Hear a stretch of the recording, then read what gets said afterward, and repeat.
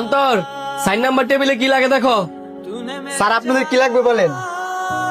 আরে বন্ধু তোরা, আরে অন্তর্দি, তুই কি এনএফসি রেস্টুরেন্টের মধ্যে ওয়েটারে চাকরি করস নাকি?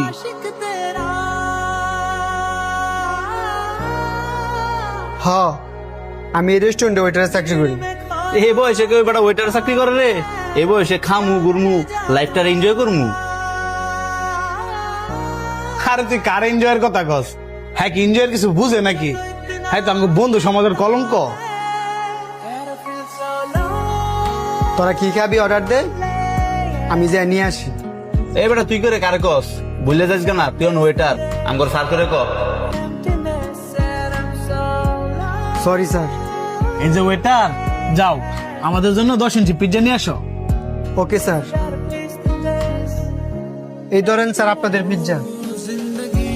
ভালোই তো ওয়েটারগিরি করতারস, মানুষের কামলা দেশ, এটা দেখতে ভালোই লাগে।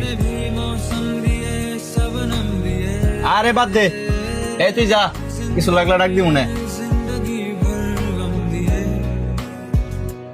স্যার কি লজ্জা লাগতেছে? চাকরি আর করতা না? না স্যার, আমি আর ওয়েটারে চাকরি করতাম না। দেখো, যারা কাজের লজ্জা পায়, যারা কাজকে অপমান করে, তারা ভবিষ্যতে কিছু করতে পারে না। না করতালেন নাই, আমি স্যার কাজ করতাম না। আমার এখানে কাজ করার জন্য তোমার আমি জোর করবো না, কিন্তু একটা কথা মনে রাখবা, পুরুষ মানুষের কাজ ছাড়া কোনো গতি নাই।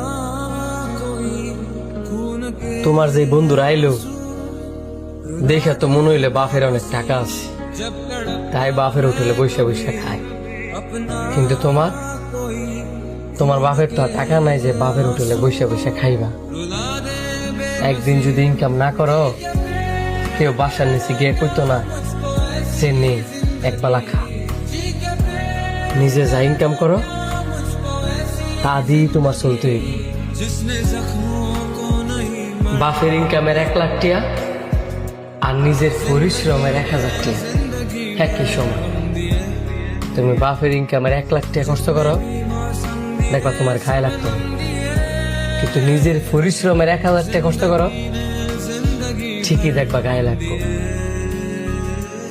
এই যে তোমার হ্যাঁ অপমান করলো, আর ওই অপমানটা তুমি তোমার গায়ে লাগায় লজ্জা পাইলা, আরে এদের কোনো